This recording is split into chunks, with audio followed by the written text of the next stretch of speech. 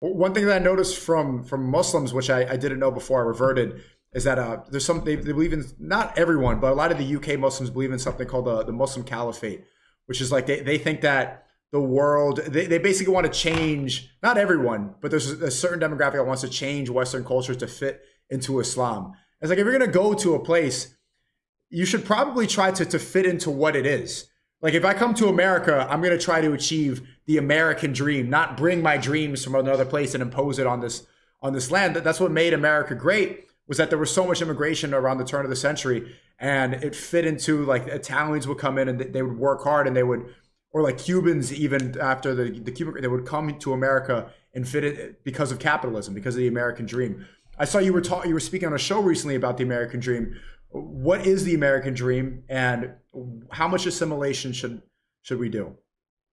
Well, I think you should assimilate as much as possible if you're moving somewhere. And that's, I mean, my husband and I have discussed, like, okay, if America like falls, where do we go? Hungary seems to be doing great.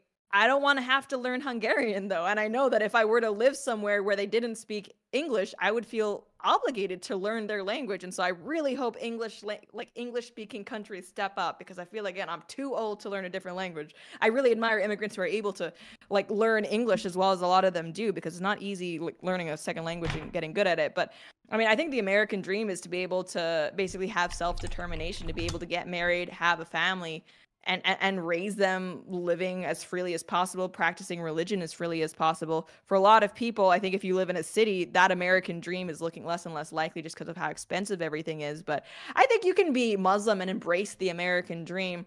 As long It's not worth it, bro. As a Muslim, I can't, I can't see that dream. American dream. Oh, American dream. I don't like American dream. as you're not trying to make everyone else Muslim. And actually, I admire a lot of I did a video about Pride Month. In Canada, the biggest backlash to the pride degeneracy has come from the Muslim community, saying, like, why are you trying to trans our kids? This is not acceptable. Yeah. And there are companies like BMW or even Xbox who change their logos for pride for their Western accounts, but would never dare do it for the Middle Eastern accounts. I want Caliphate. I'm very much better. I mean, basically, I just want I want I want America, Canada, and Australia to be recognized on the same level as the Middle Eastern countries, with companies understanding that it's not socially acceptable for them to virtue signal over pride. I think the American dream. It means what? It means like they try that they want to try Islamic, it means Sharia law to their country. Yeah, but it will happen when those countries will be Muslim, fully Muslim. Then it will happen. Like, America is not really the same America as it was generations ago. And even though I'm critical of mass immigration isn't why that happened. Like, ultimately, the biggest problems in the West are internal. It's like, you can't really blame migrants for all the problems America has. The downfall of America might be faster because of mass migration causing problems, but it's not the root of the problems. So where's the internal problem come from? Does it come from the installation of Judeo-Christian values just from America's inception? What's the source of the issues in the West?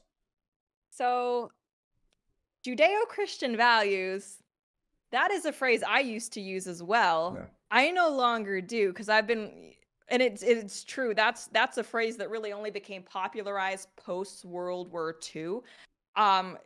America is a Christian nation. It was founded upon Christian principles by Christian people, not Judeo-Christian people. And if you look at Christianity and Judaism, specifically rabbinical Judaism, they're very different religions. I would say that Christianity has a lot more in common with Islam than modern day Judaism, frankly. So I don't think it's the Judeo-Christianness of it. Sorry, I forgot your question. I was. What do you think the source of? Yeah, I understand. I like that you're able to talk about you changing your beliefs on Judeo-Christian values.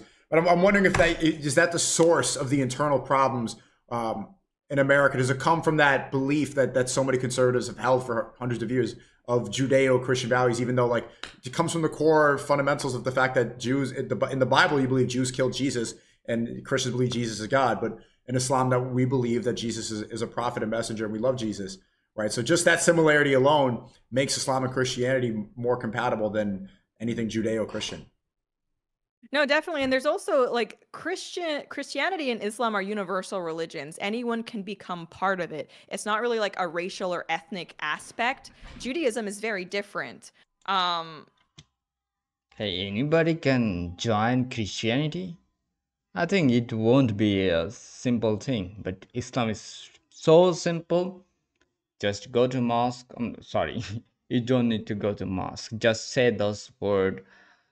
Just two or three sentences you have to say. Then you'll be Muslim. But I think Christianity, like you have to do shower. I think maybe I don't know that much, but Islam is the easiest way of life in the world, and that's the Islam. Allah gave us Islam in the beginning and to right now. We get that same we got that same Islam in our life, Alhamdulillah. But people are people people do mistakes. Okay, but right now there are a lot of faiths in around us, and yeah, that's it. Islam is a so simple religion in our life. We have to follow it. So simple, bro. It's easy to practice. There are some Jewish sects that don't actually accept things like converts because that's not really what Judaism is about. Like if you read the Old Testament, a lot of it is based upon bloodlines, whereas like anyone can recite the Shahada and revert to Islam. Anyone can accept Christ and become a Christian. So I think it's a very different perspective that these religions operate under. Especially I think a lot of Christians like to say that, Jews and Christians have a lot of common ground because we share like the Old Testament. But if you look at modern day Judaism, a lot of it is actually like it's not just based on the Torah. You have a lot. I forget what is the Talmud. Yeah, it's a Talmudic Judaism is very different than the type of Judaism that was Torah around Judaism. when Christ.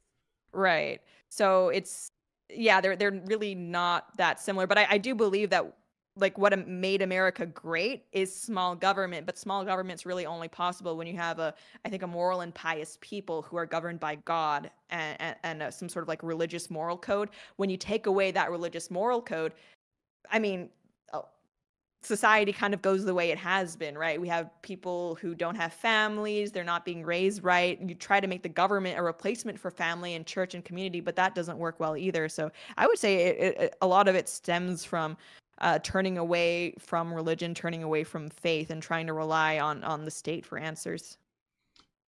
Right. That's where the issues come from, is relying on the state for answers. It's putting the government as God instead of putting God first. I think so. Yeah. And where do you think that's the flaw? This is interesting. I'm wondering, where do you think the flaw in the state, where did that start?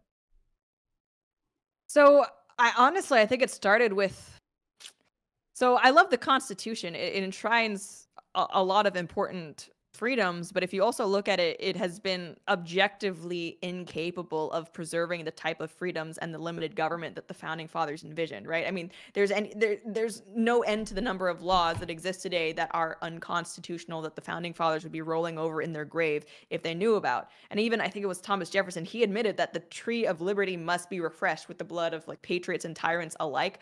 I don't think the US government as it exists now was supposed to continue uninterrupted for as long as it has, because what happened is you have people who become entrenched in the system. You have old laws that never get repealed and just get built upon each other. I think that American people, like most Western people, have just become too apathetic and complacent. They'd rather live comfortably than live freely. They'd rather live safely than have, try to take their government or their futures into their own hands, which is very different attitude than the founding fathers have. So I think it's basically it's what happens with a lot of late stage empires. It's just that America's decline is happening much faster than it did with like the Romans. But we still need to have hope. It sounds like maybe that's where we have quite a bit of common ground. Is that you still, I don't know if optimistic is the best word because that's like borderlining delusional, but you still have to do what you're supposed to do anyway. You don't. It seems like where we agree is that with the red pill vasectomy ideology, like you can't just be like this. Everything sucks. Like you absolutely cannot do that. You're supposed to do the right thing regardless of the situation in front of you. Right. And I think we have a moral obligation not only to God, but to our country, to our neighbors, to our ancestors who sacrificed so much just to get us here, to ensure that we had the opportunity to be born. We have to keep going. Like that's the only answer. And so, yeah, I mean, I don't have a problem with all red pillars, to the extent that there are some problems that they're addressing that are real. Like I don't think it's good for men to be disempowered in our society. I don't think. But I have problem because they're promoting promiscuity, that is bad for society. Salahuddin Ayyubi, what he said, yeah, he said about this: if you wanna destroy a nation, then you should promote adultery. And yeah, and they are promoting red pill content, that's like a promiscuity, and for men, and men are destroying their life through women, and they are all destroying their life, men and women both. But you have to follow Islam and make a family and do your business, make money and get knowledge and practice Islam if you are Muslim. Okay, that's it.